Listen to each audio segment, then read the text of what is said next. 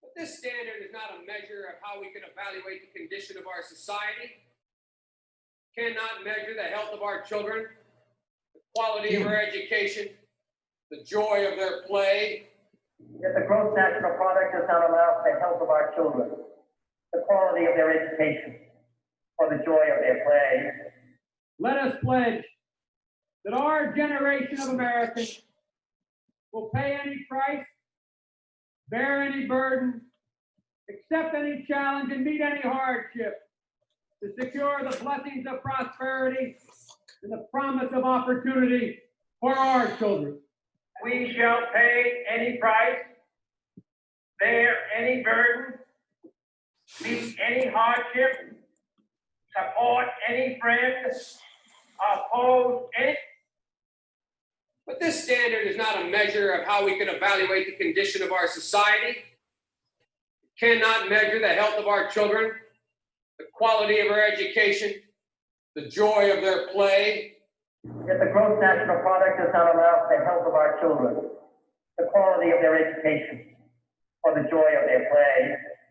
Let us pledge that our generation of Americans will pay any price, bear any burden, accept any challenge, and meet any hardship to secure the blessings of prosperity and the promise of opportunity for our children. We shall pay any price, bear any burden, meet any hardship, support any friend, oppose any foe to assure the survival and the success of liberty. I started thinking as I was coming over here, why is it that Joe Biden is the first in his family ever to go to a university? Why am I the first kid in 1,000 generations to be able to get to university? Why is it that my wife, who's sitting out there in the audience, is the first in her family to ever go to college? Why is Gladys the first woman in her family in 1,000 generations to be able to get to university? No, it's not because they weren't as smart. It's not because they didn't work as hard. It's because they didn't have a platform upon which to stand. Anybody really think that they didn't get what we had because they didn't have the talent, or the strength, or the endurance, or the commitment? Of course not. It was because there was no platform upon which they could stand. So don't plagiarize. If you plagiarize, you won't become president of the United States. In 1988, that was Joe Biden's first campaign to become president of the United States, to win the Democratic nomination, and this scandal caused him to drop out in 1988, long before you were born. I was in graduate school at the time, and so and then he ran again in 2008 and did really badly. But then Barack Obama chose him to be vice president, and he was vice president until 2016. And now he is the nominee to take on Donald Trump on November 3rd in the presidential election. And the polls say he's might well succeed in winning, but we don't know. Because the polls said that Hillary Clinton was far ahead at this point too, and then she ended up losing 4 years ago in 2016. Okay, so so before we start, we should go to the Cyber Campus Smart Campus, and I'm looking for it here, and there it is. So Cyber Campus, and so I go to let's see, close that, and then we go share screen, and hopefully there it is. Okay, and so I got to change class and go to American Foreign Policy, and click on attendance, and week 3 ads. So ready for smart attendance. Ready, set, go. So you have 10 minutes to enter this number 360 into the smart attendance record. And you have 10 minutes. And I assume you can do that without me having to stay here, right? I don't have to stay here for 10 minutes. You just have to finish in 10 minutes, right? Everybody has to enter that in. So I'll let you do that and go on with the class. Let's go on with the class. So, okay, it stopped share. So let me go back and open up the plan for today. And okay, the first thing, some of you probably already noticed that I already posted on the assignments page for the Cyber Campus this assignment. And so we go to, let's see if I can stop share and then share screen and go back to Cyber Campus and share and then go to assignments. And so you see here, week 3, hooray! So the debate topic is to South Koreans, the history of U.S. international influence expansion is ultimately due to U.S. geographic isolation by large oceans from other powerful states. In other words, the United States didn't periodically get destroyed and dominated by neighbors the way Germany was destroyed in the 30 Years' War in the 17th century, and the way France was occupied and destroyed during World War II, and then it's exhausted. I mean, the United States has never been exhausted the way Germany and France and the Soviet Union, to a much lesser extent Britain, have been exhausted by wars with each other, right? These great powers go to war with each other, and they largely destroy each other. I mean, you can imagine, right? The Soviet Union, as I talked about in the previous European Union policymaking class, right? 27 million people died in the Soviet Union in 4 years. 27 million people. You know, South Korea is 50 million people, so over half the population of South Korea in 4 years disappeared in size. 60% of the infrastructure of the Soviet Union was destroyed. Of course, the United States never had to deal with this. The United States was surrounded by weak actors.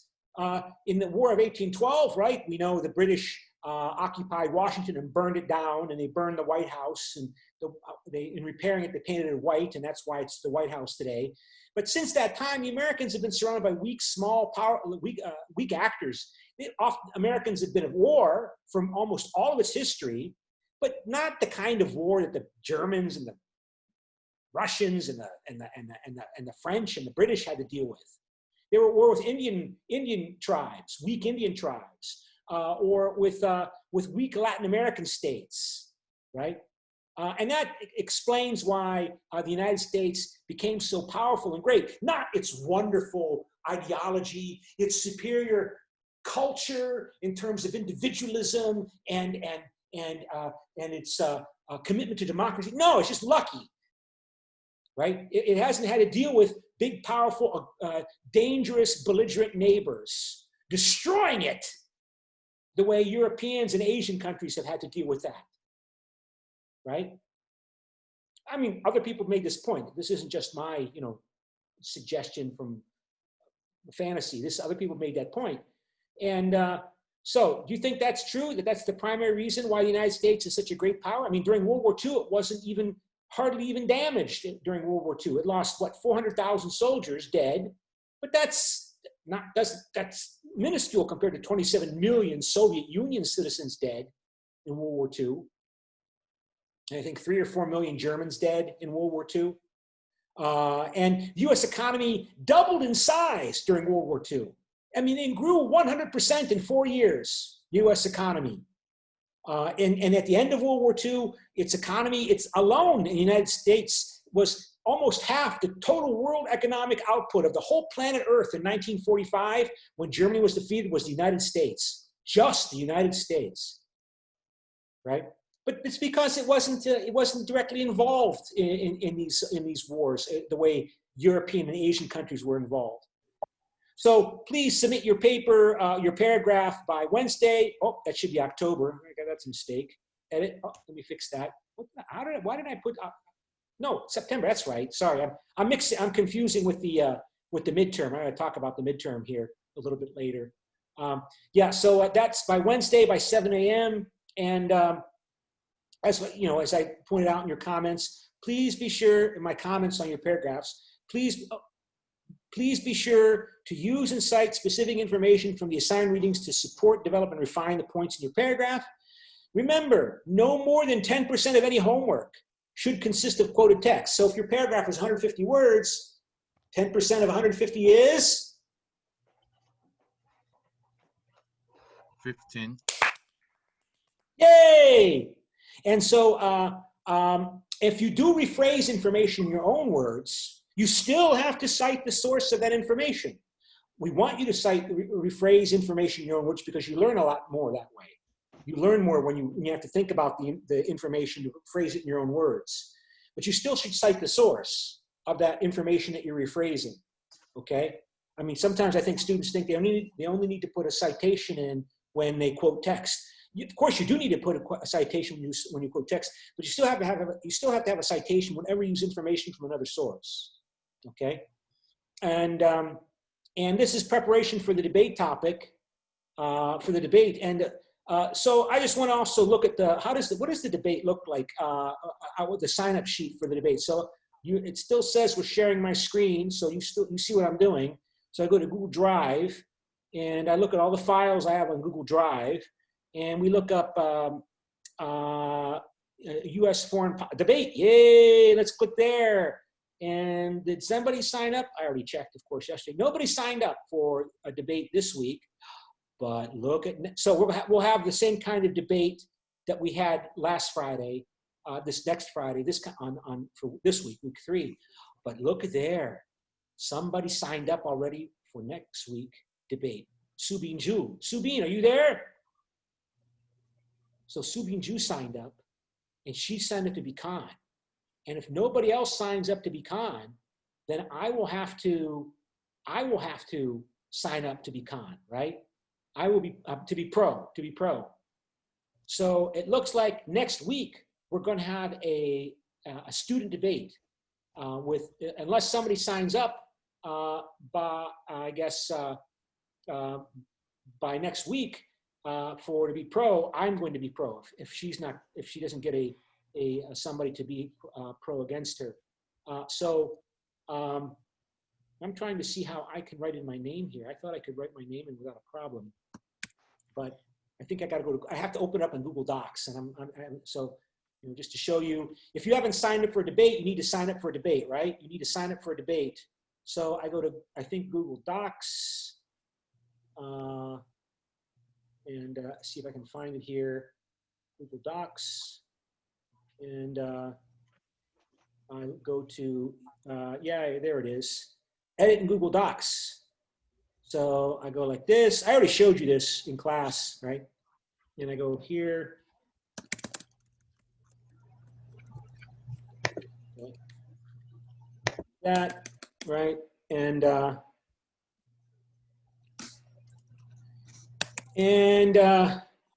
then I think I close this. I can go back to Google Drive and go to U.S. foreign policy, debate sign up, and it should be there. See how that works? So if you haven't signed up for a debate, you need to do what I just did, and you have to pick. Laura doesn't have a Khan opponent yet. If she doesn't have a Khan opponent in a couple weeks, I will be the Khan opponent. Okay?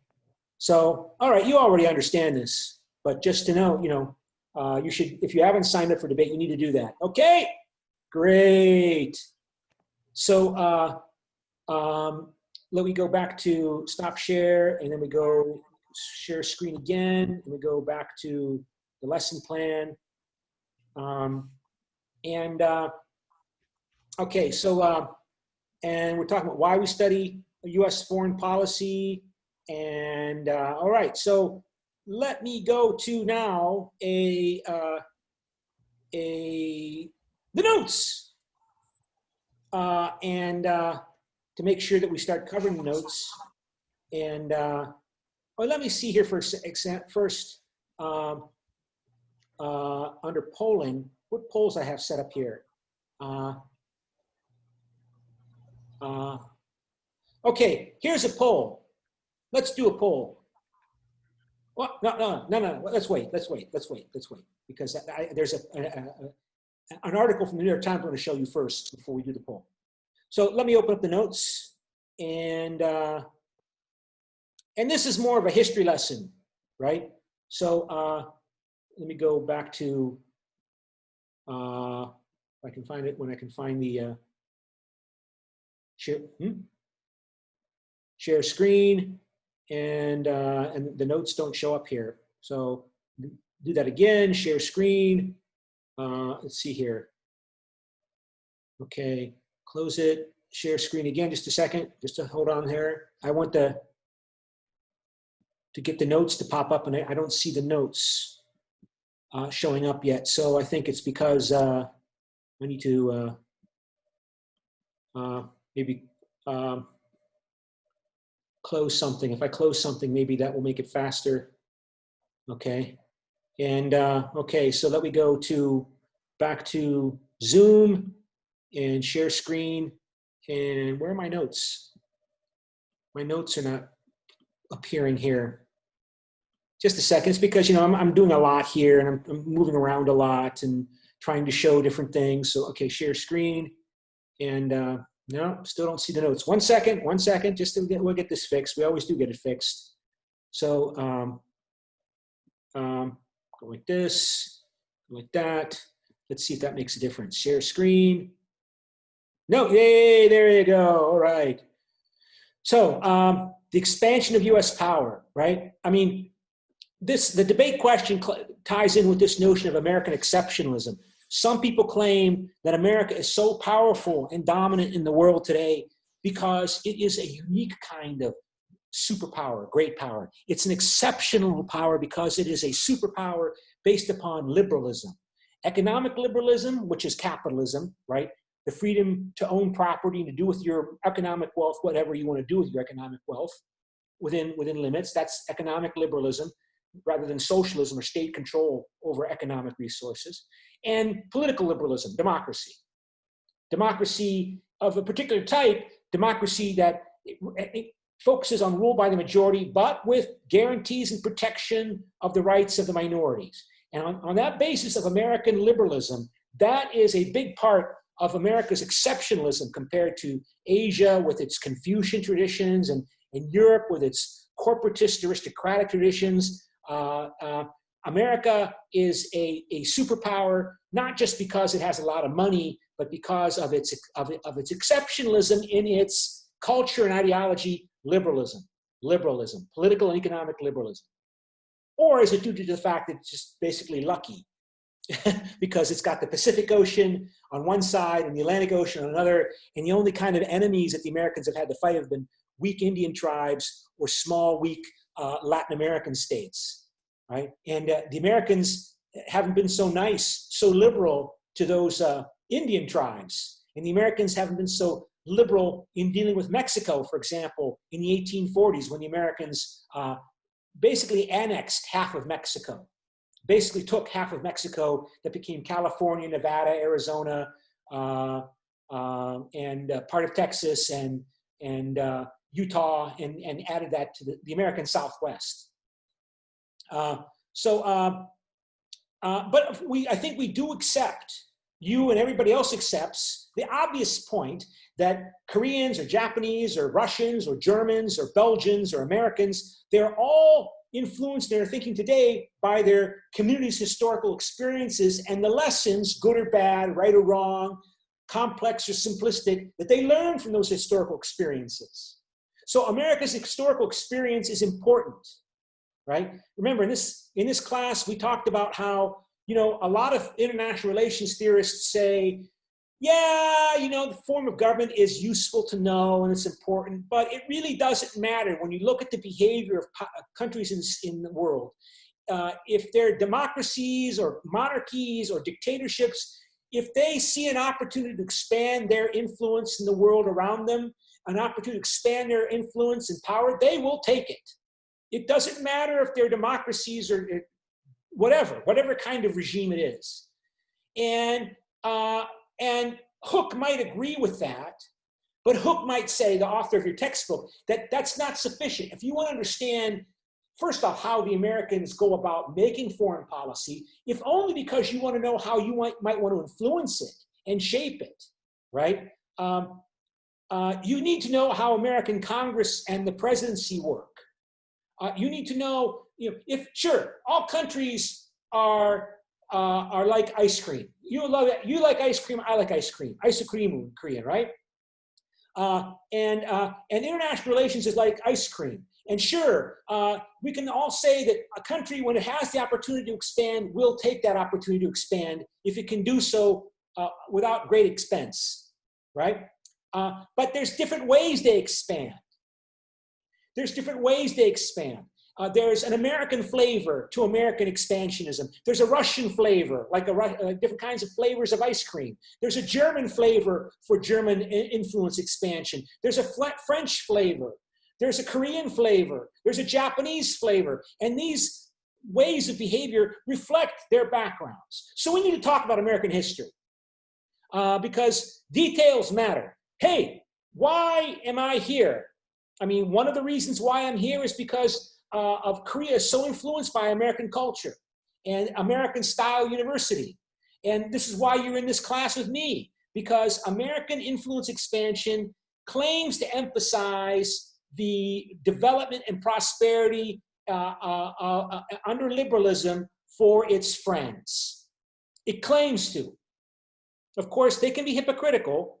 They supported Syngman Rhee and Park Chung-hee when they were rulers, and they were not Democrats. But the Americans will come up with a way to justify that by saying, well, I mean, we had a bigger problem. Kim Il-sung was working for Stalin, and his agents and spies were trying to undermine the democratic capitalist system in South Korea. So unfortunately, because of the hidden covert aggression from North Korea and the Soviet Union and the communists, we had to support tough guys to take tough measures to deal with those henchmen and minions working for the evil empire, the Soviet Union and communism.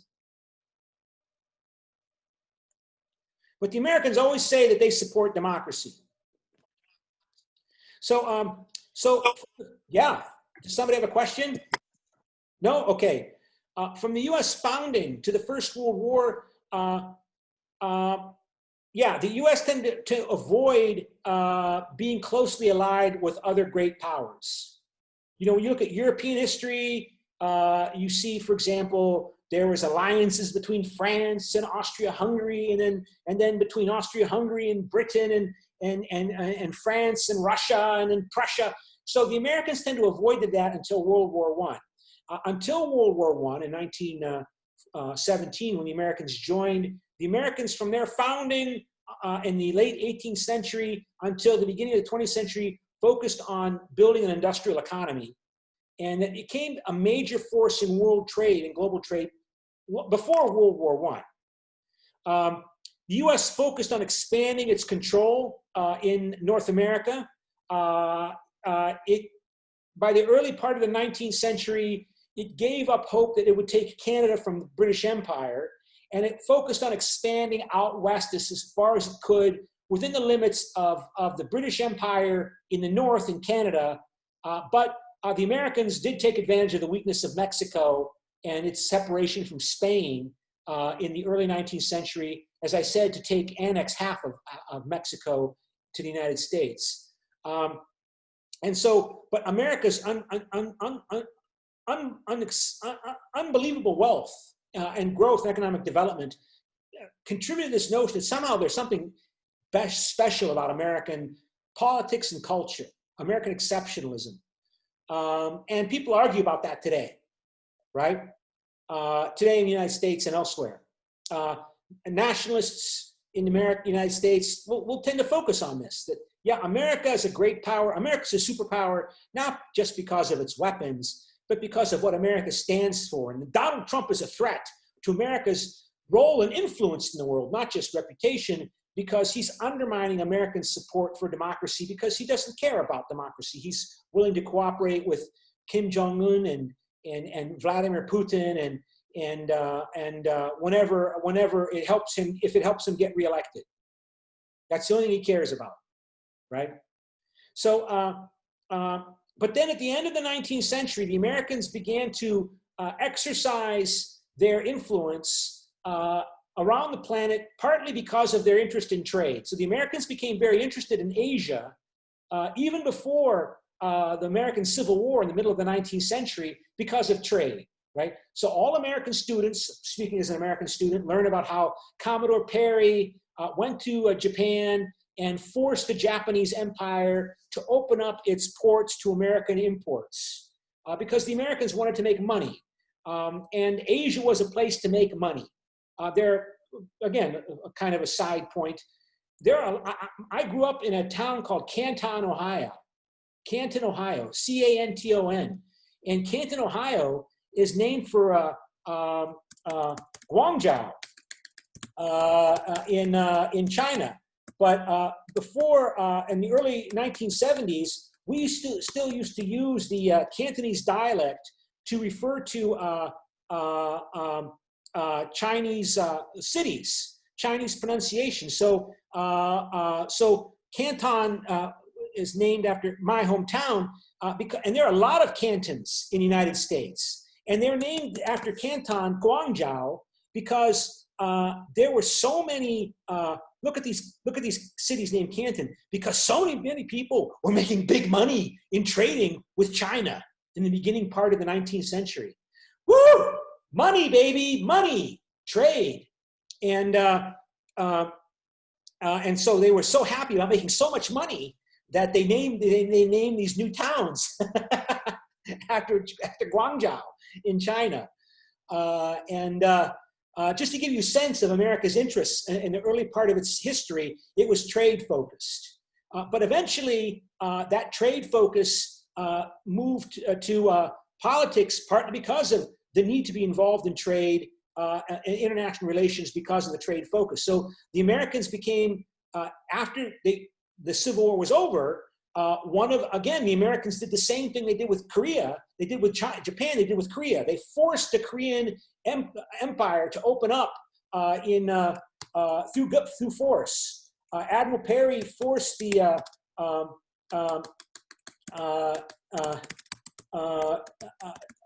Japanese to open with guns in the early part of the 19th century, but and then before this the Korean War, and then when the Korean War was over, the Americans continued to do that. So they went to Korea, and there was a conflict, a mistake, and the Americans were trying to force Chosun Dynasty to open up to trade so they can make more money.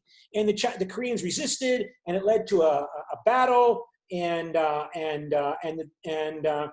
eventually, the Americans took this Fort Jokjin at the Battle of Kangwa, and then very, very soon after that, the Koreans decided, with the encouragement of the Japanese emperor, that they should in fact work with the Americans, because the Americans are not going away, and they might be useful against the Japanese, because the Japanese, in responding to the Western American and Western challenge, undertook what they called the Meiji Restoration, which was basically a move by the Japanese aristocracy to reform and modernize Japan, because they thought they had to, in order to be able to resist the British, the Americans, the French, the Europeans, and so they were becoming belligerent. They wanted an empire the way the British and the Dutch and the Portuguese and the Spanish and now the Americans were building an empire.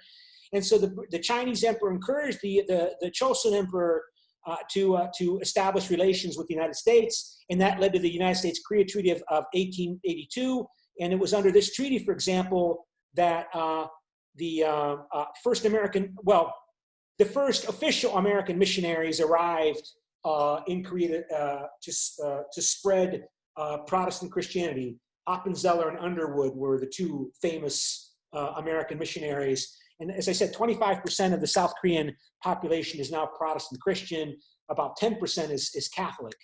And I think there's a statute either, I think Underwood in front of Yonsei University, the Methodist University, private university in Seoul. It's a Methodist founded by these missionaries. AY University was founded by American missionaries, the all-women's university.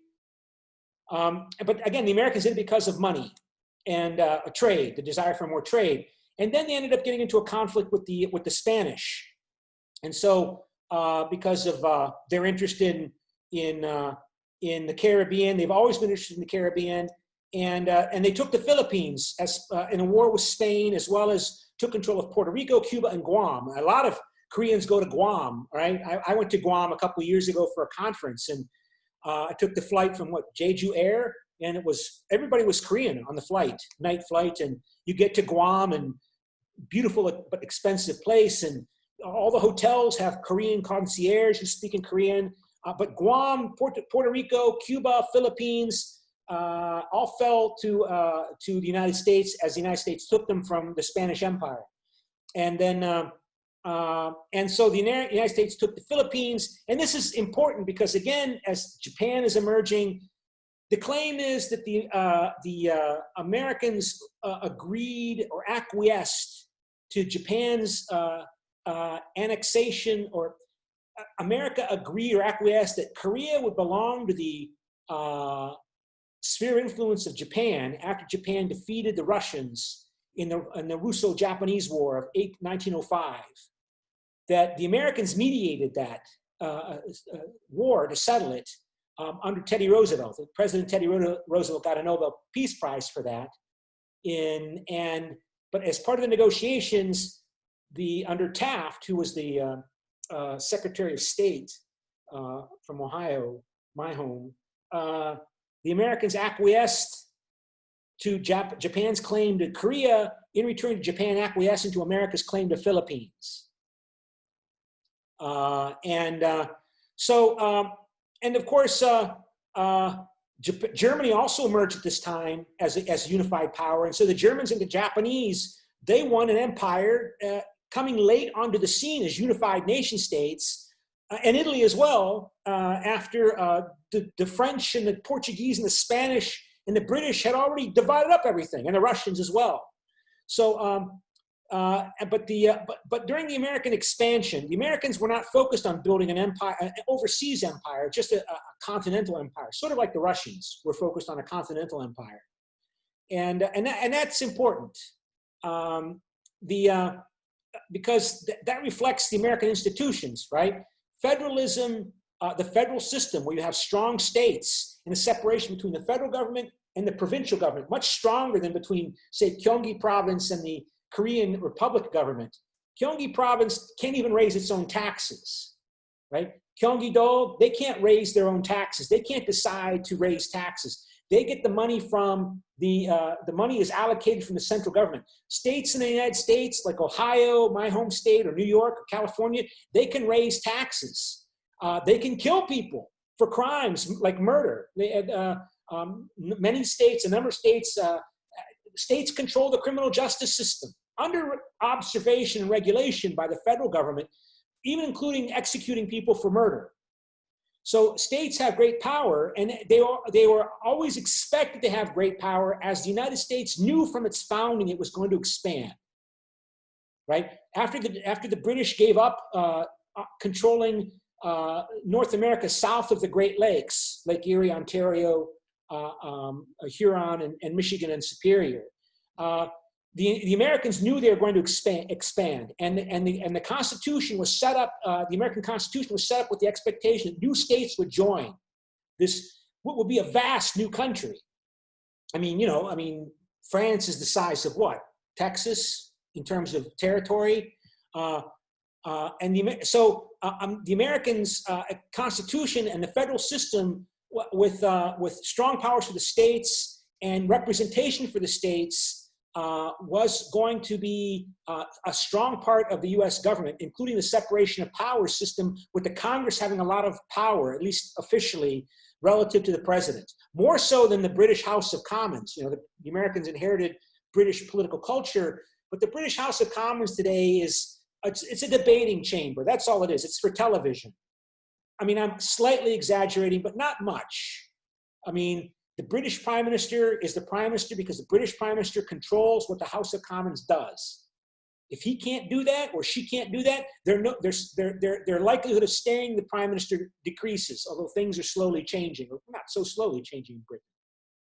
So, I mean, that's one of the reasons why we study these factors of history to understand American institutions today, to understand how the United States makes foreign policy and the debates and the fights that you see going on today, for example, over the George Floyd killing and Donald Trump's actions in militarizing the American federal police to intervene in states in the protests against police brutality in the United States, which is causing some people to see the United States moving in directions that lead to maybe a more aggressive foreign policy as well.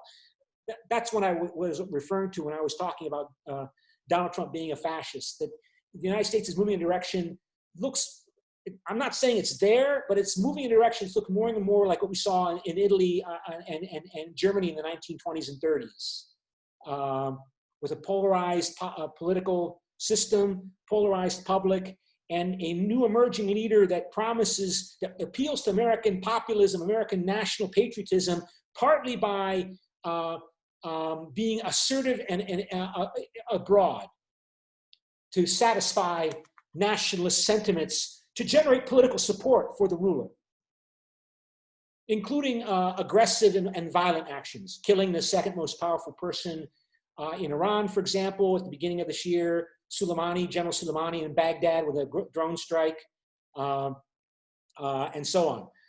Again, nuclear weapons complicate all of this, obviously. By the way, I wanted to highlight something about this to show you this levels of analysis issue that I brought up at the last class. Here it is, right? We talked about that book, Man, the State and War by Kenneth Waltz, published in 1954. You know, in Man, the State and War, so it said stop share, so I have to reshare the screen again. So here is the file.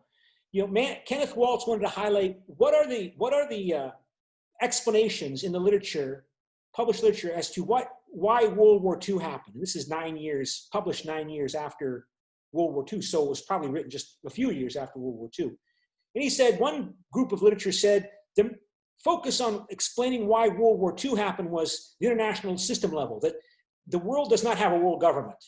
And when you don't have a world government, states are unrestrained in acting in their own interest, which encourages fear and insecurity and what we call the security dilemma in a previous class, right? Which we'll come back to, a security dilemma that, you know, nobody's going to take care of the United States but the United States. There is no world government that's going to take care of the United States. There's no world police force like here in Korea, right? I don't have to worry when I go outside my office or even in my office that somebody's going to come in here and kill me and steal my computer and my money. I don't worry about that because there's a Korean government that's strong, that I believe people respect, people fear, and people have been trained to expect that they don't have to worry about somebody stabbing them in the back and stealing their money. So I don't worry about that. I worry about my career. I worry about my personal relationships. I worry about my dreams and hopes and aspirations, but I don't have to worry about taking care of myself by buying new weapons and guns and being prepared to go to fight to the battle to the death with somebody, because there's nobody going to take care of me but me. I don't worry about that. But you do have to worry about that at the international level because there is no world government. The United Nations is not a world government, right? It's too weak and ineffective. So countries like the United States and Japan and China, they have to take care of themselves. And they can take care of themselves partly by allying with other countries, right? Little South Korea surrounded, the shrimp surrounded by 2 whales or 3 whales, if you include Russia, allies with the United States to take care of itself.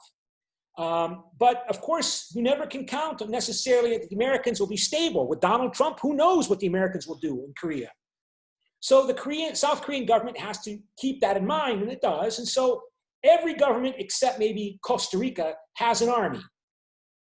Every government, every state in the world has a military. And they have a military because you never know. Maybe Donald Trump will pull all the soldiers out of South Korea. He could maybe do that. And then what's South Korea going to do? It needs to be prepared for that.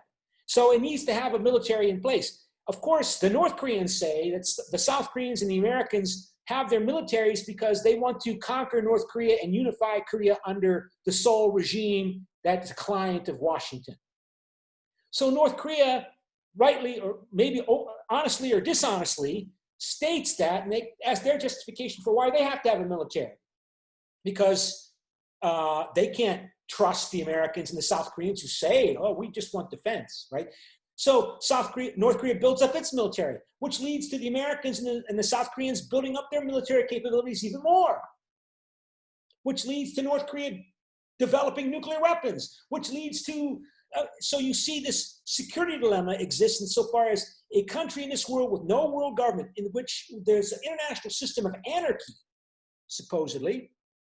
Anarchy in the international political system means that there's a security dilemma in that one country's efforts to protect its national security in case of the worst case scenario, because you have to prepare for the worst, because nobody else is going to help, nobody can take care of you ultimately but you. That effort to prepare and protect your national security can undermine the national security of other countries. As I take action, build up my military, just in case, it undermines the security of my neighbor, because tomorrow I might be the bad guy. I might be replaced by a Korean Hitler if I'm the ruler of South Korea. And you have to be prepared for that. And so you have a conflict spiral. The security dilemma leads to a conflict spiral. Other group of literature says World War II happened because German culture, German state, the German economy was in depression. Germans were furious and humiliated by the suffering, first the defeat of World War I, then the loss of 1/3 of German territory under the Treaty of Versailles, and then the economic inflation and the economic depression, and German culture is militaristic. These are state-level factors of analysis, right? And the third group of literature to explain why World War II happened focuses upon individuals, the decisions of Hitler, the decisions of Stalin, the decisions of Chamberlain and the British Prime Minister leading up to Winston Churchill, right? And of course, what Kenneth Waltz concludes is that, you know what? They're all correct. All of these different perspectives on international relations, on what caused World War II, are correct. But they're in themselves, they're incomplete. The lesson that we learn from this book, Man, the State, and War, is that any question or issue in international relations, like why did the Korean War start? If your Halamuni asks you, hey, Hyo-young, why did the Korean War start? You, as a student at Catholic University of Korea, will think about your answer, and you should know, you must know that your answer must include factors at all three levels of analysis. You can't just say it's because Kim Il-sung wanted to become the leader of the first independent Korea. That's necessary, part of explanation, but that's not sufficient. You have to also include that the Korean peninsula was, a Korean nation is highly nationalistic, and that was polarized between those people that were seen as collaborators, Chin-il-pa, with the Japanese, and those who claimed to be nationalists. You can claim that, and that, of course, the Korean state was, the Korean nation was cut in half by the Cold War. The Cold War, the conflict between the great powers, the United States and the Soviet Union, forcing or moving the world into two blocks. One block associated with Washington and allied with Washington, including Western European countries and and Tokyo and Seoul, and the other bloc, including their empires, the West European empires that still existed, and the other bloc allied with Moscow, including Beijing, which after the communists came to power, and the countries in Eastern Europe that the Soviet Red Army conquered on the way to conquering Berlin in 1945. And that this Cold War conflict and bifurcation, bipolarization of international relations between the two superpowers led to the solidification of the division of Korea into two different occupation zones, into two different states. While people like Kim Il-sung and Syngman Rhee had aspirations to become the leaders of reunified Korea. And these interacted with each other due to mistakes and misperceptions and faulty statements by the Americans about how, Korea wasn't in their security perimeter in Asia, according to this unfortunate statement by the U.S. Secretary of State, I think Dean Acheson at the time under Harry Truman. And this all produced, led to the conditions that led to the start of the Korean War. So that's the important lesson. The usefulness of a theory is that it tells you, it guides your thinking. So, if you're going to predict whether or not there's going to be a new war on the Korean Peninsula, or if there's going to be war between U.S. and China over Taiwan, you need to analyze that question, organize your thoughts by looking and contemplating and considering factors at these three different levels of analysis. And these three different levels, of course, interrelate with each other. Okay? So when we're talking about right now, in chapter 2 of the book, the history of the United States, we're really talking about this domestic factors, state-level factors of the United States. American political culture, American political institutions, American worldview on a collective level.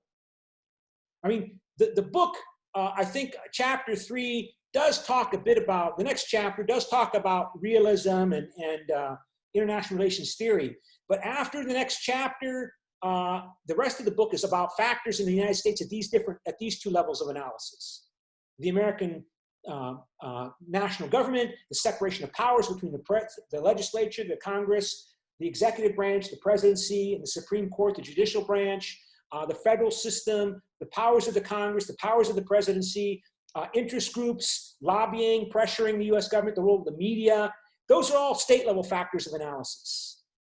And of course, you need to understand the individual decision-making thought processes and behavior of Harry S. Truman and Richard Nixon and especially Donald Trump, because U.S. presidents have a remarkable degree of decisional latitude, political decisional latitude to act in the way they want to act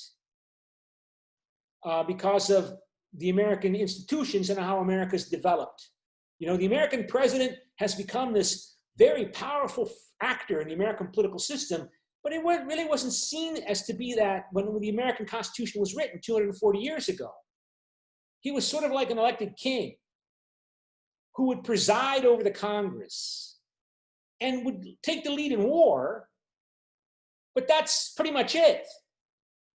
240 years later, the American president is this all-powerful force domestically and internationally, and that's because of war. That actually is due to World War I, well, beginning with the Civil War, under Abraham Lincoln, and then continuing under World War I, under Woodrow Wilson, and then particularly World War II and the Cold War, made the US presidency so powerful, got so much power and authority in policy and autonomy and individual decisions. And then Donald Trump inherited all of that in 2016. To most people's shock, right? So, and so to go back to the notes, stop share. And so we go back to share screen and here, share, oh, not that one. So let me, just a second. Let's see if I can do this one more time. This should come up. share and, okay, I have to close it.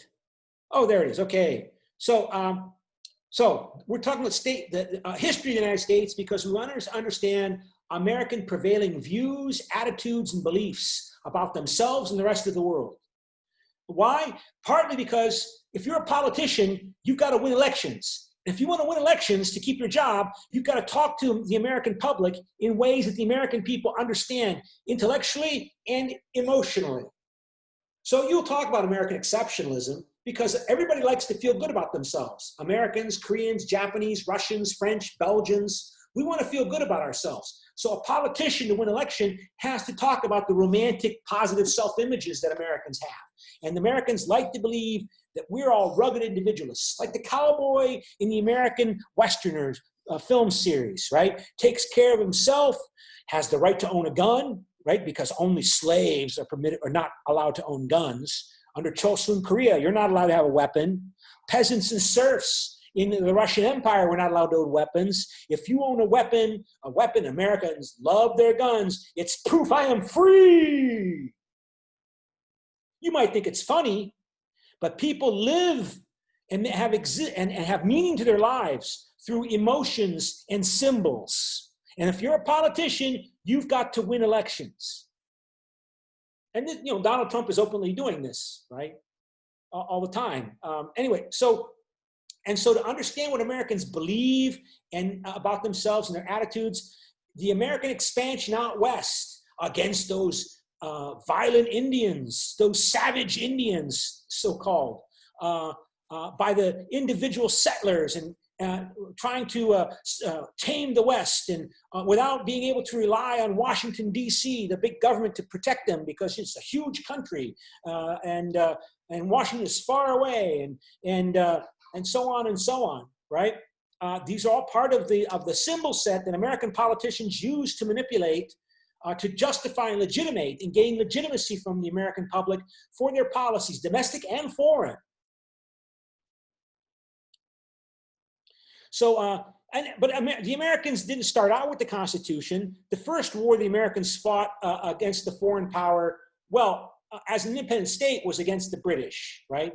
The 13 colonies in Britain, they were established separately. One was like Maryland, was supposed to be a colony for Catholic dissidents who didn't want to obey the Queen of England's command and later the kings of England, that if you want to be a true, equal, privileged citizen of the British Empire, subject of the British Empire, you have to acknowledge the king or queen as head of the church, and this led to a lot of persecution of the Catholics in Britain, and so somebody got the bright idea, instead of killing these people, why don't we go send them to America?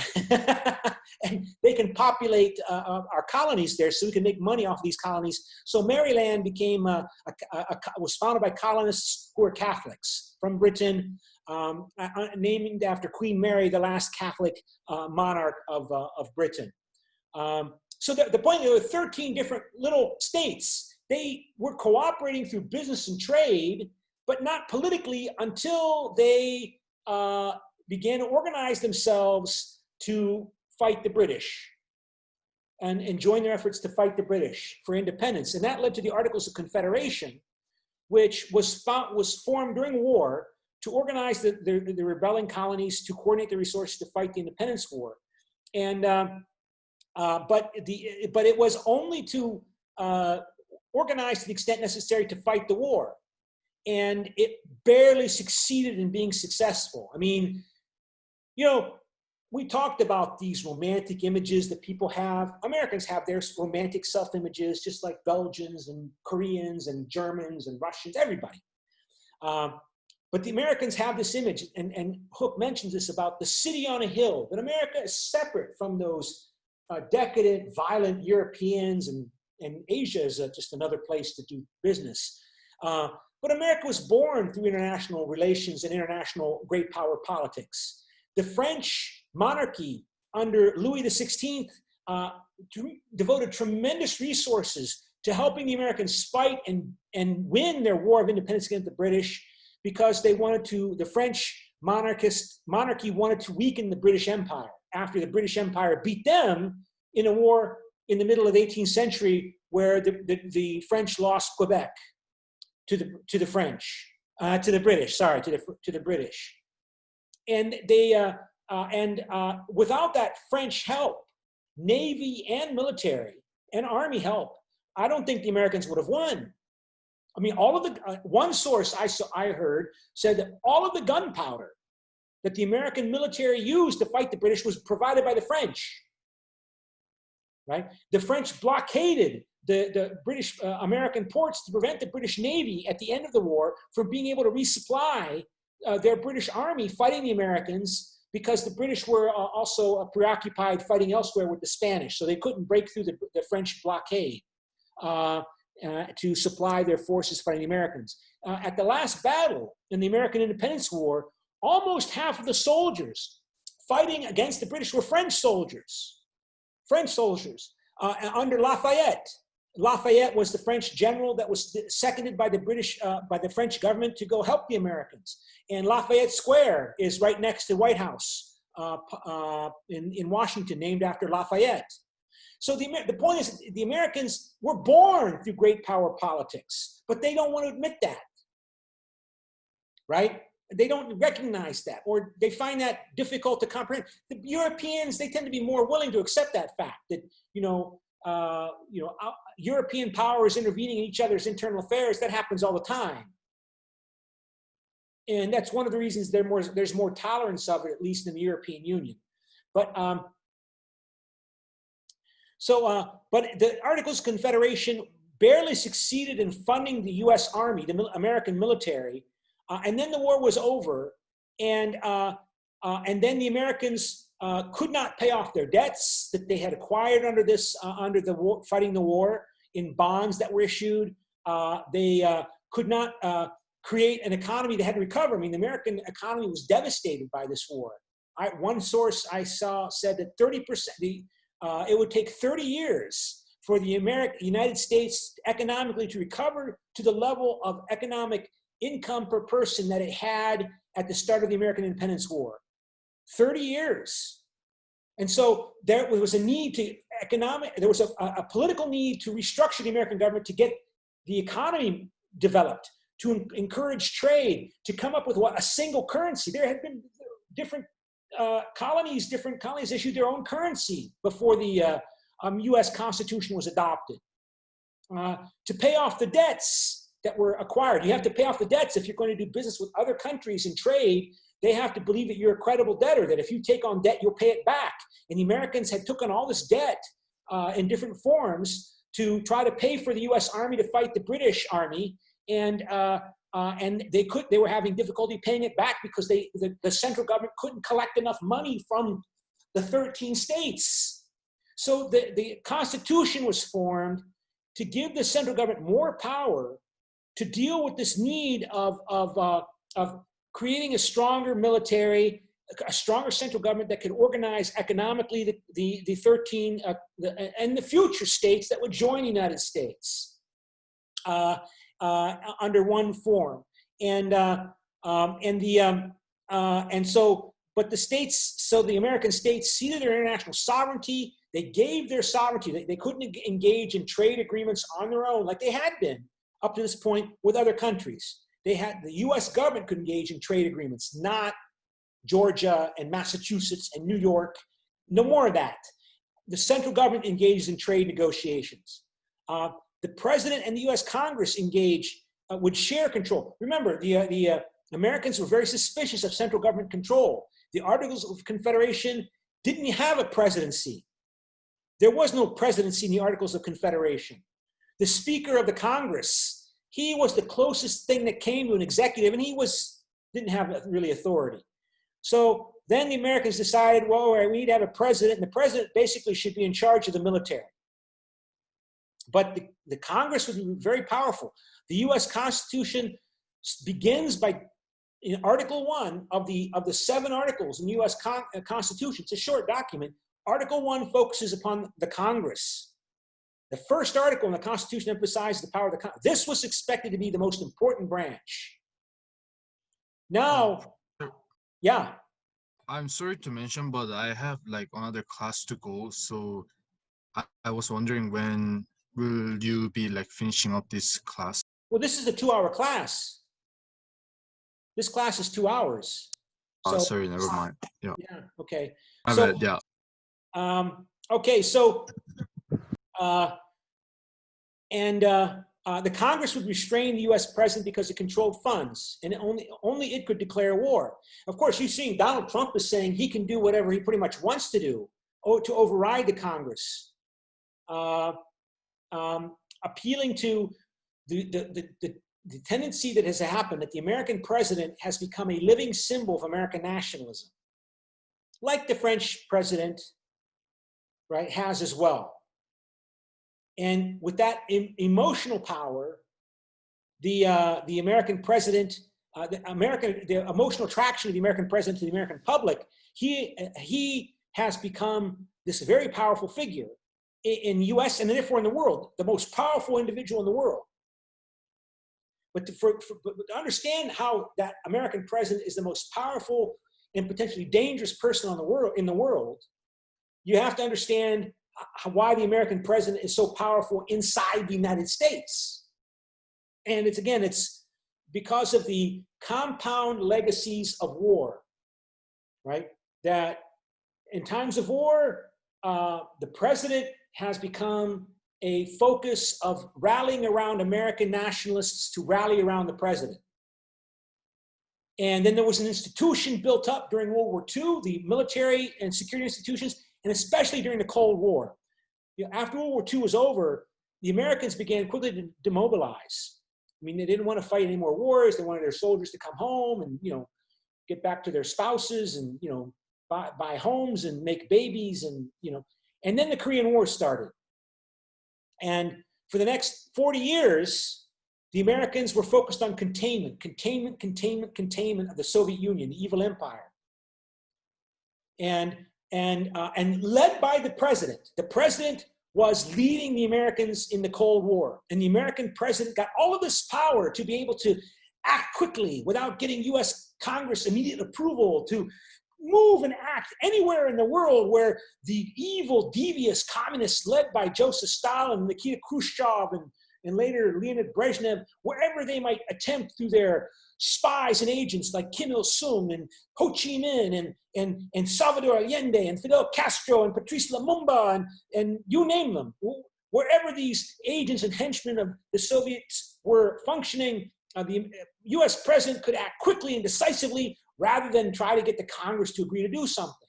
So they gave the president all of this power because particularly of the belief that the Soviet Union was a Russian version of Nazi Germany, using covert and often overt, particularly covert means to spread communism in the nuclear setting. And the president had to have the freedom, the decisional attitude to act quickly in order to meet these challenges, because the communists in Moscow don't, right?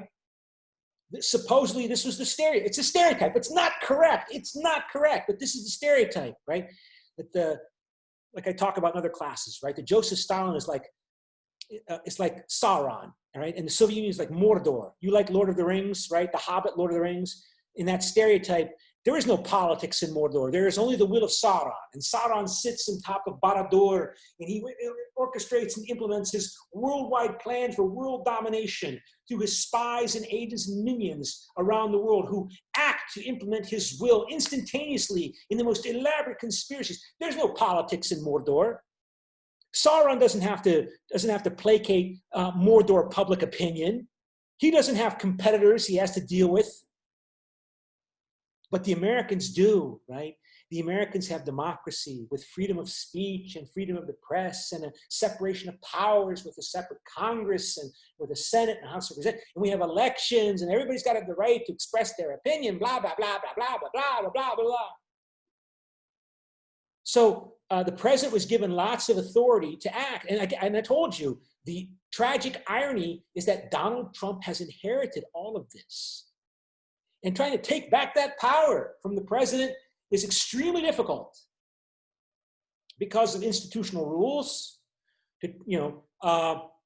You can try to take back some of these powers. Like, for example, the US president could put trade sanctions on China without getting congressional approval. Like the way Trump put trade tariffs on China. He didn't get that. He didn't have to ask the Congress for that.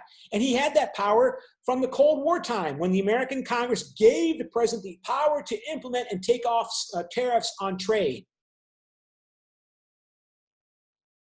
And to take that back, to take that power away from the president requires the Congress to pass a law and then the president to sign it. If the president doesn't sign it, he can veto it.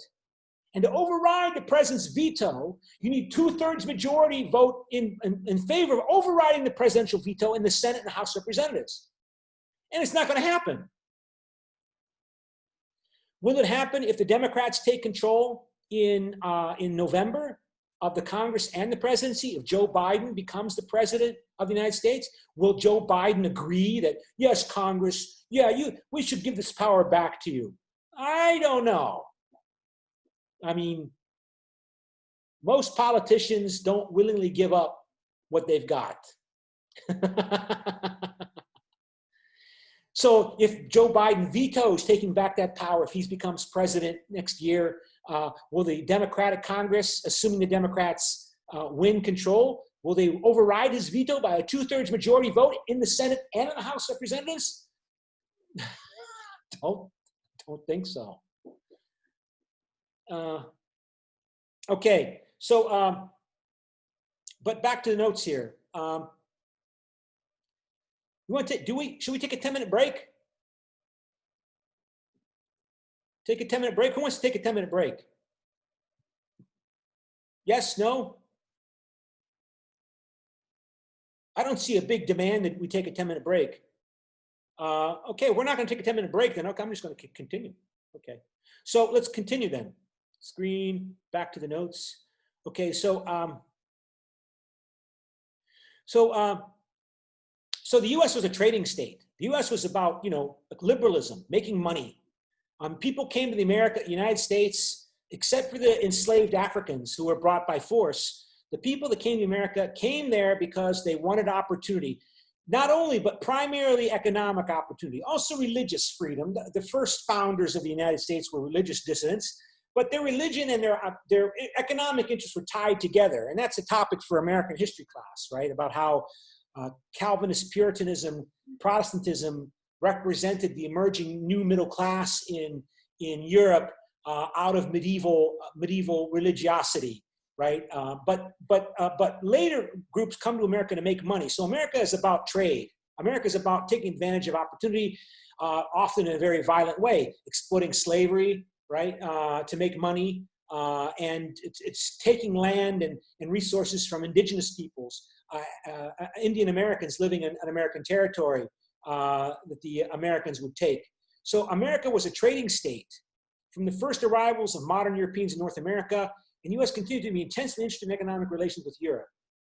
I'm not the first to point that out. I mean, America was founded by Protestant dissidents who, remember, people were, at the time, 400, 500 years ago, religion was everywhere. The Bible was everywhere. So as the world is changing and economic development is accelerating, and the world is changing as more and more people are making money and using their money for influence and power in the world, and upsetting and destabilizing people's prevailing perceptions and understandings and attitudes, their attitudes and perceptions on that time were expressed in religious terms, in terms of the Bible and God and the Pope and what the clergy and the aristocracy had to say.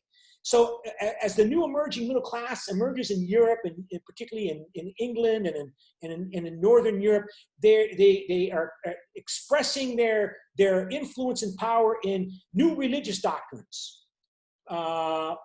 Protestant Congregationalism, right? Max Weber points that out in Protestantism and the Spirit of Capitalism, right? That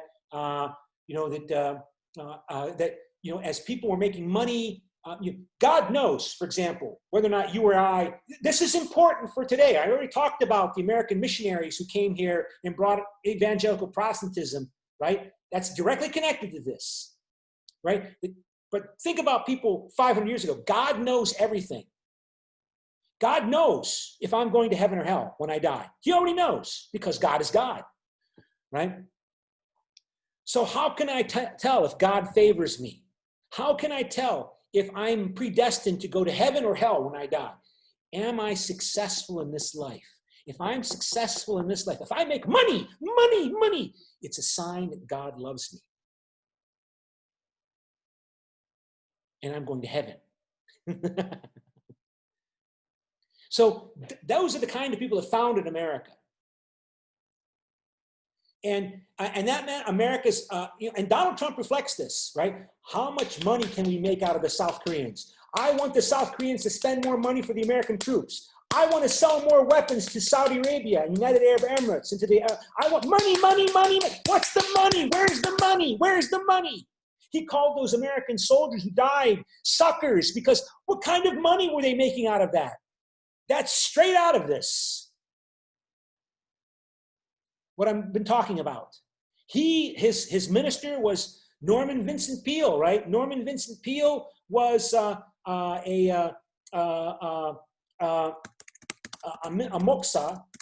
who wrote The Power of Positive Thinking, right? The power, let's see, stop share. This was Donald Trump's Moksa, his minister, Norman Vincent Peale, and he wrote a book called The Power of Positive Thinking. He was a minister, right? You just got to get with Jesus. And if you get with Jesus, get your mind straight, your world will become better. The Power of Positive Thinking. This book, of course, is in Korean. It's an old book. But keep in mind, this man is a minister. And money, business people, right? I'm not saying Donald Trump knows about Congregationalist Protestantism but I'm saying he inherited that culture. And so back to the notes here. So the U.S. is a trading state, and the U.S. established a foreign service, but primarily for consular officials to negotiate trade access, to make money. Right? That's why the Americans came to Korea originally, to find a new way to trade to make more money. By 1820, the U.S. was already the fourth richest country per capita in the world. I don't know, that I think includes the slaves.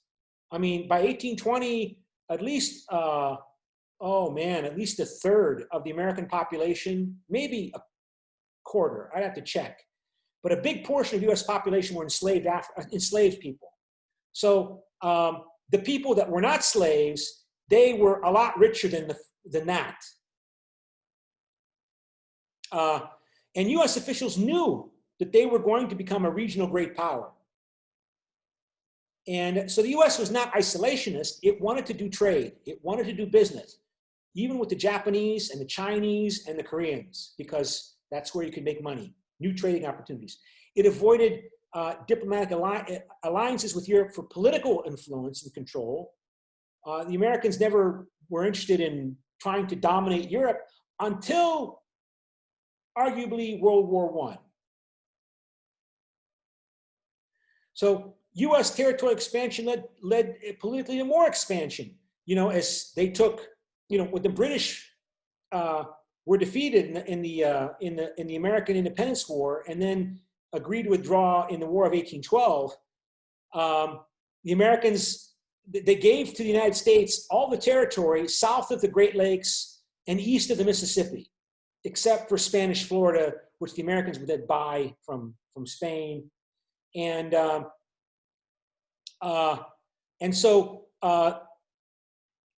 of course, people were already moving out to take that territory. And there was even more territory where more people could make even more money. So even very quickly, the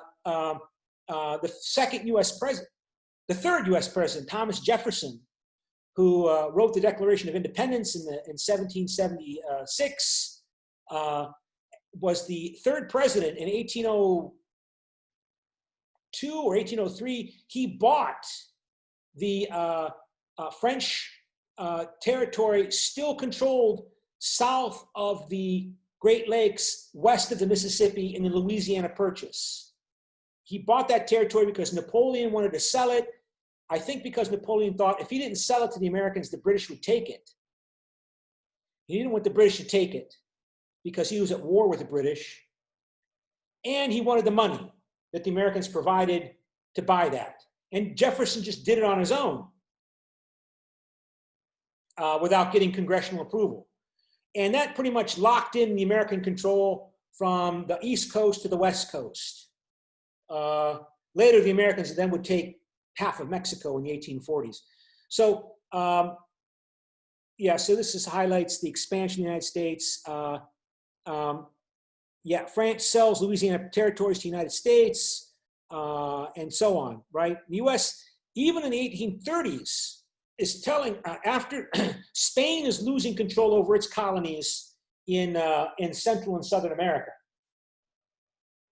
And the Americans declare under James Monroe, who I think was the 7th president of the United States, that Spain could not come back and take back those territories.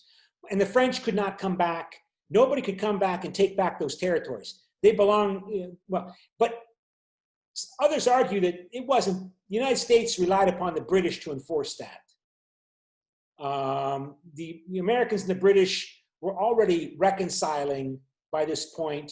I mean, Americas was still doing trade mostly with the British at this point. And, you know, America's immigration at this point is still mostly coming from Great Britain. And so in 1845, the United States annexes Texas. This is all unilateral, you know, in actions by the United States to expand its power at the expense of somebody else. And these weaker states and peoples in North America. Mexican-American War, United States forcibly opens Japan to American trade, 1853. You know, it's interesting here that they don't mention here, I just noticed this, they don't mention the American U.S. expedition into South Korea, which they should, considering how influential the United States is in Korea. Somebody should contact Dr. Hook, Stephen Hook, say, hey, in your little chart here on page 15, you should put in here the Korean-American treaty whereby the Americans forcefully opened up Korea to trade.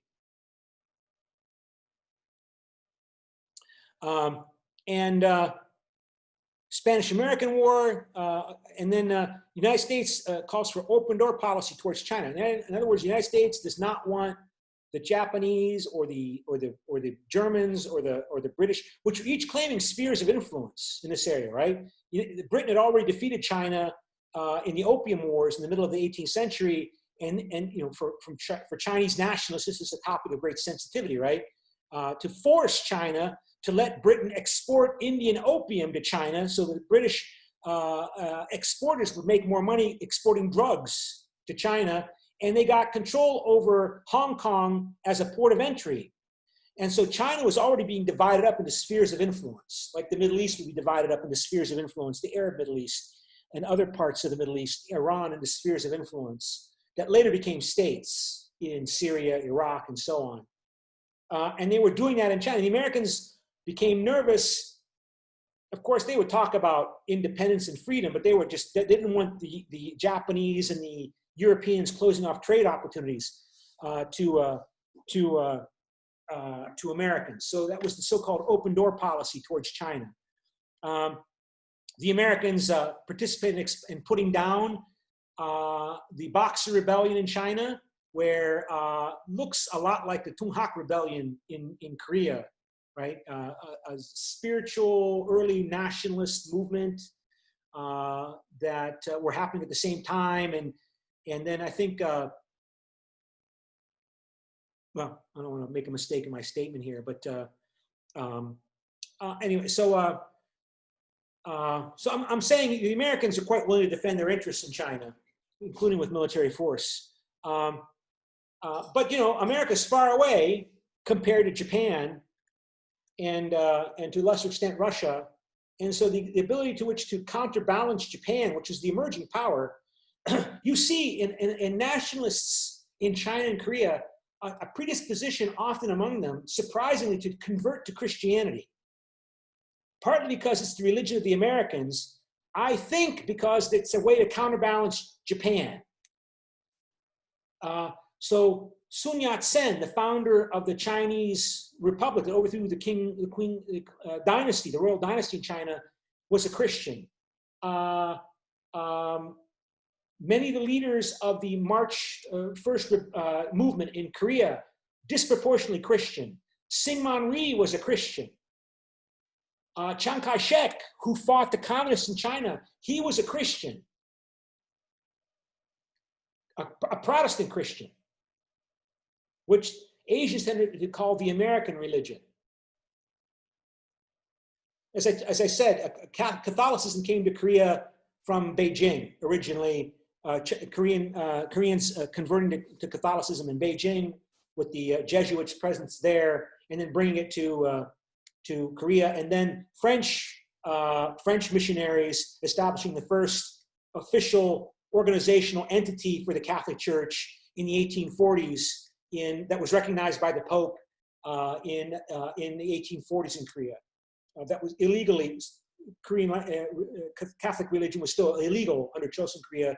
At one point, the Chosun Emperor killed thousands, tried to exterminate all the Catholics, thousands of them, including killing some French priests, and the French Navy, the French responded by militarily shelling, I think, a Korean port, but that was it. And then later, Catholic religion was legalized under Chosun Korea. So the Americans fight guerrilla wars. Looks some nationalistic elements amongst, particularly led by the Muslims, Muslim minority in the Philippines against the American presence. America expands into the Panama Canal. I mean, this becomes a sensitive topic. It's still, when I was a child, when the Americans gave the Panama Canal, control of the Panama Canal to Panama, was a topic of deep nationalist discontent under Jimmy Carter, President Jimmy Carter, who was already condemned for being weak, for allowing the communists to expand into Nicaragua and threatened the regime in El Salvador and take control in Grenada off the coast of Venezuela in the Caribbean Ocean, and the victory of the communists in Angola and Mozambique. He gave the Panama Canal sovereign control over to the Panamanian government. But I mean, it was such a symbol of American pride and nationalism, and it still is a topic of sensitivity. And of course, that didn't stop George H.W. Bush in 1989 from invading Panama to overthrow the dictator in Panama, Manuel Noriega, yeah, and arresting him and bringing him to America and putting him to prison in Florida for years and years and years. So there's the officially handing over Panama to recognizing the sovereignty of Panama, but then there's the reality, which might be something else.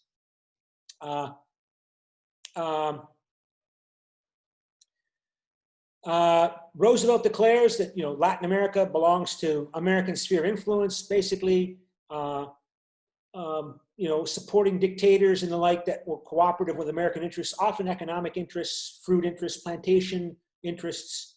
What did Roosevelt supposedly say about the Somoza dictatorship, family dictatorship, that Daniel Ortega, who is now the president of Nicaragua, helped overthrow in the 1970s, the Somoza family? He said, he's the son of a bitch, but he's our son of a bitch, quote unquote. World War I begins in Europe. The United States declares war against Germany. Germany surrenders, and America again comes in at the end. It loses 100,000 soldiers. It's virtually untouched from the war in terms of resources, but because it's so rich and it's so fresh in terms of its powers and its willingness to fight, the United States dominates. At first, it has a lot of influence at the Versailles Treaty conference negotiations at the Palace of Versailles outside of Paris, negotiating the formal end of the World War I and the new structure of Europe with the disintegration of the Ottoman Empire, the Austro-Hungarian Empire, and with the Russian Empire being out of it because it's in civil war at this time. And it's Wilson's idea to create a League of Nations. He actually, you know, I read an interesting book, since we're all focused on the pandemic these days, and I read this book, let me show you the book I read here, if I can find it here, The Great Influenza. I haven't checked, but I was kind of surprised. This book, why isn't there a cover to this book? Well, there's no cover to this book, which is unfortunate on the Wikipedia site. So if I go to Amazon and show you The Great Influenza, and I just finished this book a couple weeks ago, and let me see if I can show it to you here. And I ordered a copy for the library. So if you're interested in these topics here, this is the book about the 1918 pandemic, this fluid pandemic that the book was first published in 2005 and updated in 2018 before the COVID-19 pandemic. And he estimates, John Barry, he's always being interviewed these days on radio because of the COVID-19 pandemic, that their estimates up to 5% of the world's population died. 5% of humanity died from this 1918 pandemic, this flu pandemic. And he says that Woodrow Wilson, when he was at the Versailles Treaty negotiations, apparently was infected by this virus. And this virus, like the discussion today about does COVID-19 affect the brain, there is a lot of anecdotal evidence, according to him in this book, that this was having an impact on people's thinking. It messed up their brains, their neurological systems. And he claims in the book that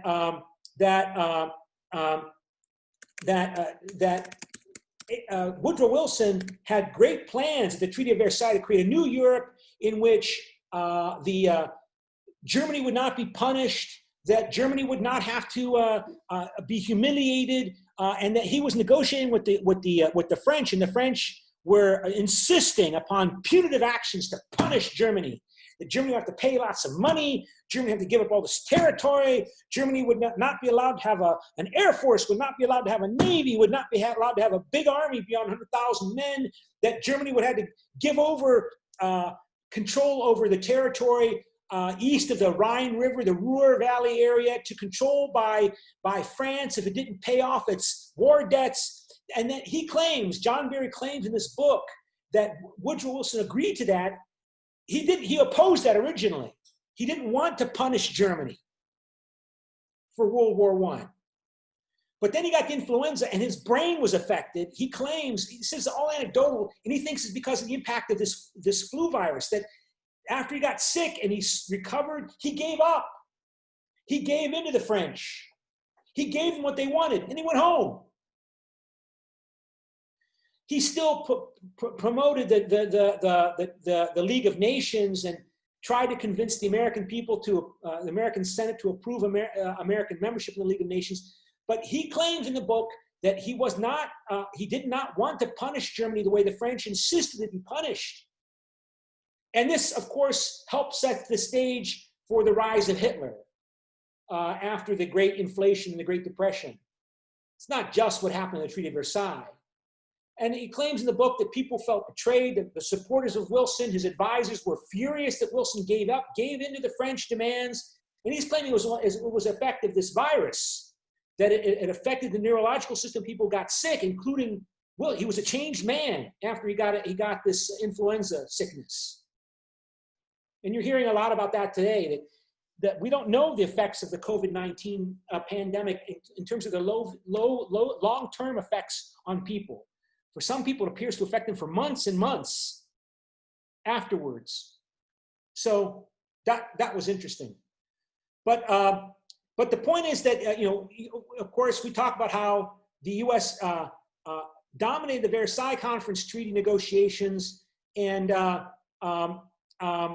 then didn't play a leading role. They didn't join the League of Nations. It required a 2/3 majority vote in the Senate to approve membership of the United States in Woodrow Wilson's idea, the League of Nations, and the U.S. Senate says no. U.S. Senate rejects Treaty of Versailles and League of Nations. Now, would that have made a difference? If the U.S. was a member of the League of Nations, would have been more active and more engaged in keeping Germany from being punished the way it was punished by the French and to a lesser extent the British? Would it brought more security and peace to Europe because the Americans would have been there, and so the security dilemma would not have been a major threat or concern because the Americans would have been there? The Americans pulled out all their soldiers by 1920. They took them out of Europe, which they didn't do after World War II, of course, but they did after World War I. People talk about that. Oh, if the Americans had joined the League of Nations, maybe World War II would not have happened. Maybe. Who knows? What if? How can you know, right? But the Americans learned that lesson after World War II, that they were not going to leave Europe after World War II, and they haven't left Europe after World War II.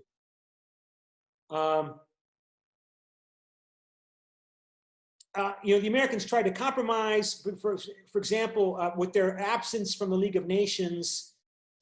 Some people say, there was a problem with Woodrow Wilson. He was kind of dogmatic and authoritarian. He insisted that the Treaty of Versailles created a League of Nations that must be followed according to what he wanted, and the Senate wanted changes in the treaty obligations to join the League of Nations, and supposedly Roosevelt refused to cooperate, refused to compromise with the Senate, refused. And so the Senate said, fine, we're not going to approve it. And they didn't. Of course, the US did join the United Nations and took the lead under Franklin Delano Roosevelt in creating the United Nations after World War II, even before World War II ended. But the US tried to compromise. So the Kellogg-Briand Pact, Briand was the French foreign minister, Kellogg was the American Secretary of State, Kellogg cornflakes, yum yum, cereal, renounces war as an instrument of national policy. So this is argued by some as the first international treaty that other countries joined, the Germans, the Japanese, the British in 1928, agreeing that war as an instrument of foreign policy is illegal for the first time in international relations. Before this point, it was totally legal to use war as a tool of diplomacy, right? And this said that, no, you can't use war as a means by which to promote your foreign policy. You can use military for defense, like the United Nations says. You can use military force in defense, period. You can help somebody else in their defense with military force, period. And that everybody agrees that that was part of the UN Charter in 1945, but other people say, no, it began earlier, in 1928. So this was the treaty under which the Nazis were tried at the Nuremberg trials, and also the Japanese imperialists were tried and found guilty and hanged, executed for violating this treaty. Of course, in 1928, this is before Hitler came to power. Congress passes Neutrality Act, barring U.S. intervention in Europe. Okay. Then Hitler comes to power in 1933, and this leads to World War II. The Japanese attack Pearl Harbor provokes U.S. entry into World War II. I mean, why Japan did that? Out of desperation, out of a combination of desperation or fear. The Americans were putting economic restraints on Japan because the United States didn't like Japan's actions in China, refusing to allow exports to Japan and so on. And so the Japanese economy was only 10% the size of the US economy at this time. What were the Japanese thinking? Did the Japanese militarists believe that, oh, these Americans, they're only about making money. If we knock them out at Pearl Harbor, we destroy their navy, they'll just go away. And of course they didn't just go away. Yeah, people who stereotype, they make horrible mistakes. Whether you see an evil empire and you fight a war in Vietnam and lose as a consequence of not seeing Vietnamese nationalism, because you see only communists versus non-communists, communism versus the free world. And if you are a communist, you're a Mordor, you're evil. And if you're anti-communist, you're wonderful. The forces of hell versus the forces of heaven is how you see the world. So if you're anti-communist, you're a good guy. Right? If you're Syngman Rhee or you're or the French Catholic ruling families in Vietnam, you're great. If you're a military dictator, you're a good guy. because the communists are evil. If you stereotype, if you're Hitler or Japan and think that, everybody's so lacking the will and determination to resist, they're so weak and degenerate in their politics, they can't get organized, they don't know what they want, they only focus on making money, we have the will to impose, you're gonna make horrible disasters. But unfortunately, it's a tendency in human nature to stereotype. Human beings do that. And we'll talk a lot about that in this class. So even though they're only 10% of the US economy, they attack the Americans, they think they're gonna win. I mean, you assume they think they're gonna win.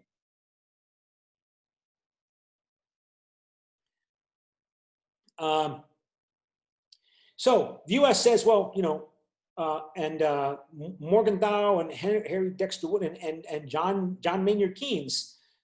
Keynes was a British economist. He was the one that protested also.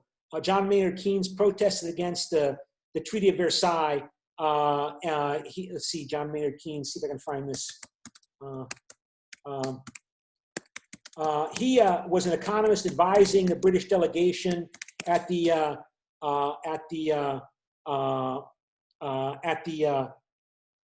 yeah, this is it. I think this is the book that just came out. This book just came out, was highlighted. Stop share. He predicted that the Treaty of Versailles was going to lead to a new war because we're humiliating and impoverishing Germany. So John Maynard Keynes, right? He's the creator of modern macroeconomics. If you study macroeconomics, you study his ideas. You know, inflation, level of unemployment. You know, that's all him. And this book just came out. And he was at the, he protested against the Treaty of Versailles, and then he was involved in setting up the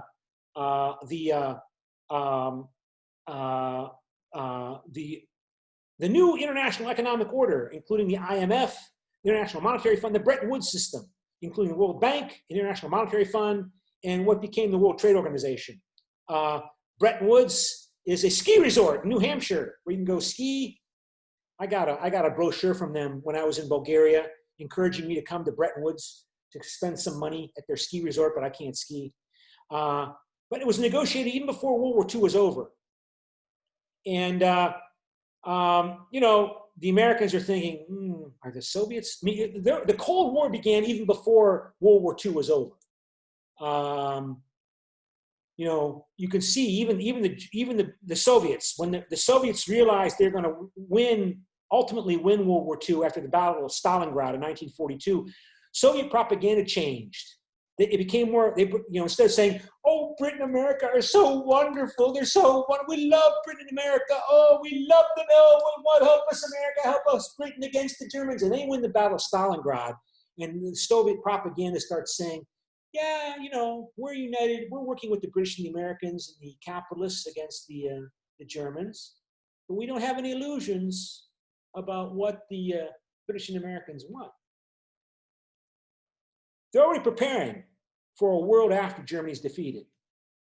And so the Americans made some proposals that the communist governments in Poland and Czechoslovakia and Hungary that the Soviet army put in power, why don't you participate in this International Monetary Fund? And they said no, because Joseph Stalin believed that capitalism was the conspiratorial method by which London and Washington would seek to undermine and subvert the Soviet Union and the Communist Party's rule in the Soviet Union, seeing the capitalists as superior in culture, so devious, so dangerous. The way, for example, many people that are supporting Donald Trump are see conspiracies among George Soros and the World Environmental Movement and like to undermine American sovereignty to create a country that will make us all LGBTQ gay cosmopolitans. And they're going to destroy the American nation by assimilating us into the world plan. I mean, there's a long tradition of that kind of conspiracy thinking, even among the communists, right? The communists were afraid of capitalism. It's because of Russian history, right? Russian history is is filled with this desire of Russia to both to catch up with the West and to be proud of the West. The Slavophiles who love Slavic culture versus the Westernizers. That Russia is so backward compared to Western Europe. No, Russia's great. We are superior. And you see that today, even Putin's Russia, that Russia is the defender of conservative family values, not LGBTQ rights. And a lot of American nationalists and European nationalist populists approve that. Yeah, we don't want to, become cosmopolitan world slaves of the Jewish capitalist QAnon conspiracy. I mean, it's the way they talk. There's a long history of this. And so the I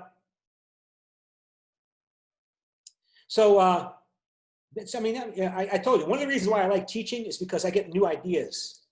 I mean, this has been floating around in my head for a long time. This is the first time I had the time to express it to somebody. So I got to write this down. Because this is paper. Like I told you, I got to write papers too, like you got to write papers. Manifest destiny, right? People, everybody, wants to have a good opinion of themselves, right? That's a point in my political science Bible, nationalism and politics. People tend to form in groups versus out groups. And secondly, I want to feel good about myself. So if I belong to an in group, and I belong to more than one self-identity in group, I want to feel good about the in group. So I feel good about myself because my identity is tied with the in group. So I will justify expanding my influence in a way that makes me feel good about dominating and exploiting indigenous people or like Japanese. They're bringing civilization and culture to those barbaric Koreans, right? That's the way the Japanese talked. Well, we're not trying to create a new Japanese empire. We're creating the Greater East Asian Co-Prosperity Sphere. So the Americans talked about manifest destiny as they expanded out into the West, into the Indian tribes and into Catholic Mexico. We're bringing democracy, self-determination, dignity of the individual against those decadent Spaniards with their Catholicism and their obedience to the Pope and those savage Indians. And oh my gosh, it's the manifest destiny of the Americans to bring, it's not just the Americans who do this, everybody does this. It's called nationalistic universalism. If I'm an expanding country, or if I'm a country trying to defend and expand my influence, I will cloak my foreign policy in broadly appealing ideological religious symbols. So whenever the Americans invade someplace, they always say they're doing it for human rights, right? Everybody does everything for human rights. Hitler claimed that he was conquering Europe to save Europe from Bolshevism.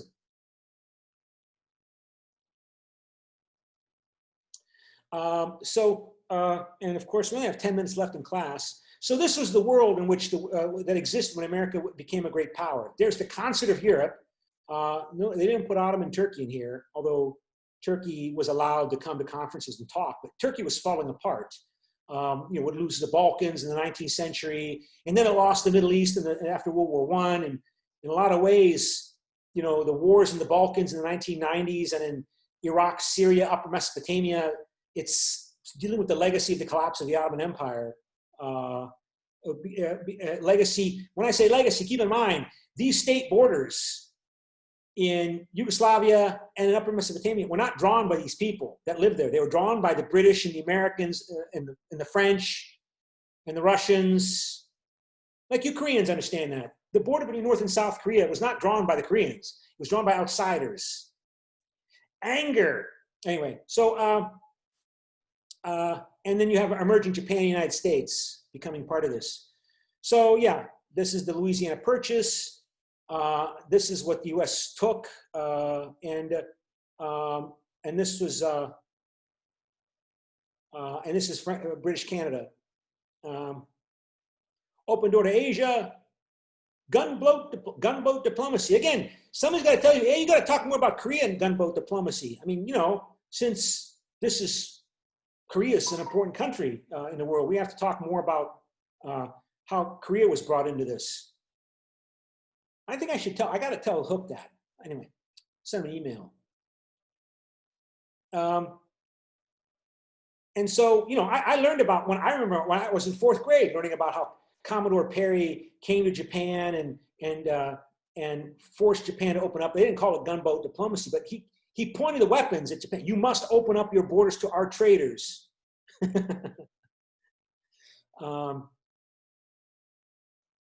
Big stick in Latin America. Teddy Roosevelt wanted to become U.S. become a world leader. He mediated the negotiations in the Russo-Japanese War in 1905 and received the Nobel Prize. Hooray! And then he sailed a U.S. Navy armada around the world saying, "We're here." But he had his nasty side. He was a social Darwinist. You know, he was impressed by the Japanese, how they beat up the Russians in 1905, 1907. The whole world was shocked by that, including, you know, Russian nationalists like Joseph Stalin. The Japanese would pay for this later. Stalin was a great Russian nationalist, although he never said that, but his behavior patterns show it. Even though he was Georgian, but he definitely identified with the Russian Empire, with the Russian community, but as a revolutionary, and communism would show that Russia is now the most advanced country in the world by being most scientific, modern under communism.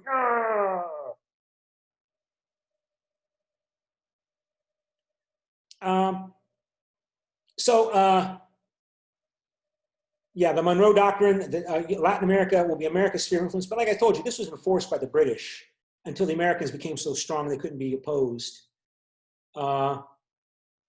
Roosevelt issued the Roosevelt Corollary to the Monroe Doctrine, you know, reaffirming this. And then the U.S.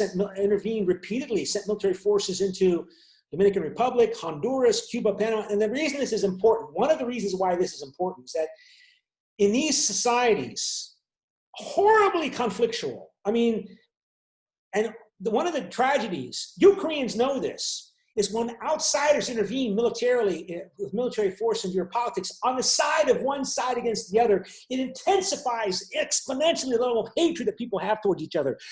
You're a traitor. You collaborated with the Japanese. No, you're a traitor. You collaborated with the Americans. No, you're a traitor. You collaborated with the Chinese. And what do you do with traitors? You kill them. Right?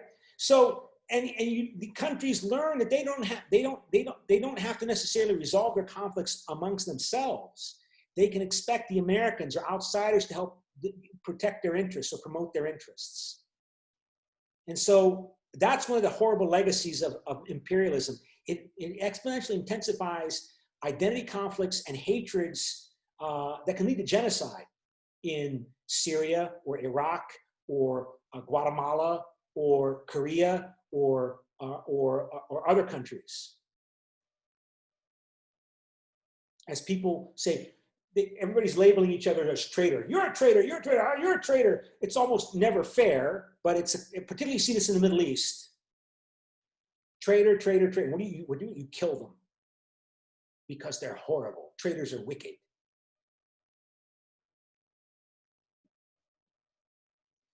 So we're running out of time. I guess I want to show you one of the things that I spent my time doing here in the class is preparing your midterm. Hooray, midterm! And just to show you, because I went to all the trouble to prepare it, so I don't want to put it off.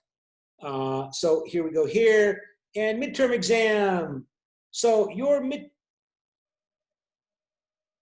hold on a second. Oh, there it is. Okay. So this is due, the first draft is due Saturday, October 10th, so 4 weeks from now, a long time from now. The U.S. foreign policy, a few weeks from now, it says, critique the following statement.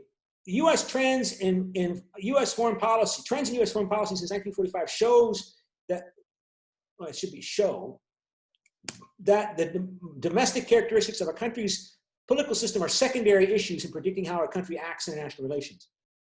That's a good realist statement.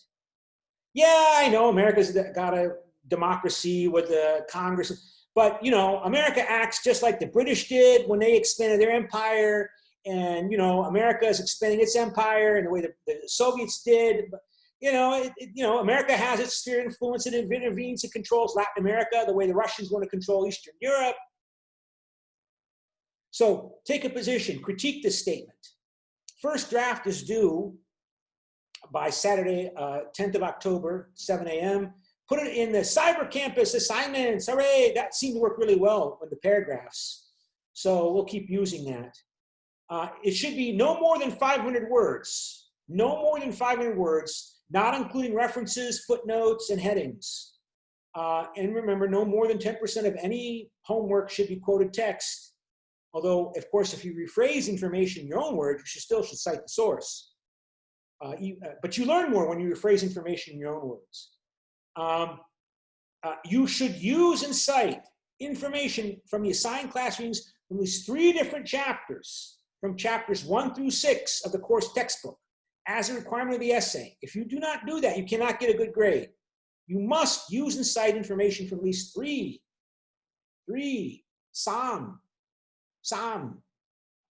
chapters. So you can use and cite information from more chapters. You can do outside research too, but you should use and cite information from at least 3 different chapters from from chapters 1 through 6 of the textbook in supporting, refining, and developing your argument or critique of this statement. You can talk to each other all you want, but make sure that you should provide your own source of information. Plagiarism bad. Plagiarism bad. You won't become president of the United States if you plagiarize. Although you could. I showed this in the other class, right? I said plagiarism bad. Plagiarism bad.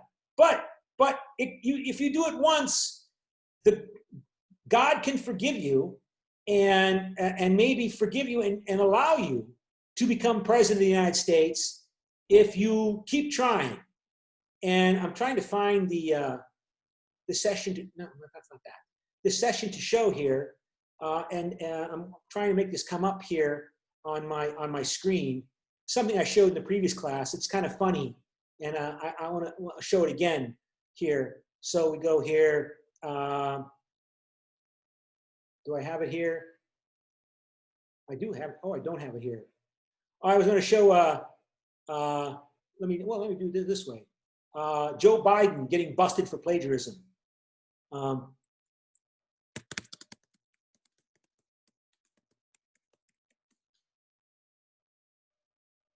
Oh no, that's not what I want.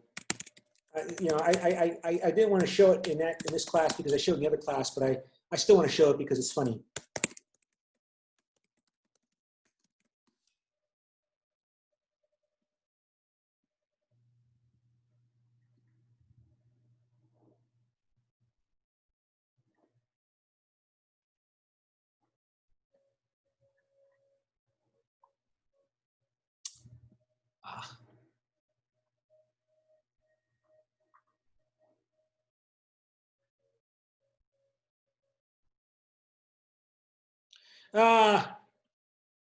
It's too hard because when I click on these links, it opens up in. But this standard is not a measure of how we can evaluate the condition of our society.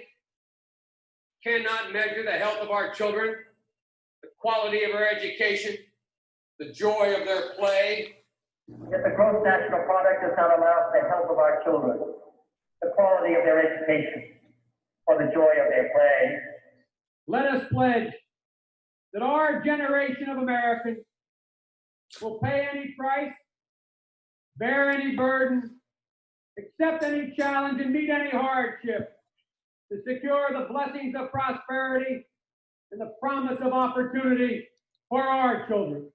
We shall pay any price, bear any burden, meet any hardship, support any friend, oppose any foe to assure the survival and the success of liberty. And I started thinking as I was coming over here, why is it that Joe Biden is the first in his family ever to go to a university?